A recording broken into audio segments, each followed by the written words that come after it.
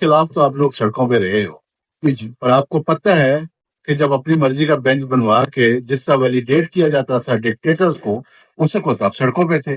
آج جب 1 سے لے کے 3 کو دے دیا wisdom کر رہے ہیں، آپ کہتے ہیں جی یہ بہت غلط ہو رہا ہے. یہ کیوں کہہ رہے ہیں؟ یہ ایک ایسا بات کیوں کیا جا رہا میں ہے؟ گزارش کروں دیکھیں، آپ کو ہم نے قرآن بھی پڑھ کے سنایا، جی جی اب یہ لکھا ہوا ایک اپیل کا رائٹ ہے.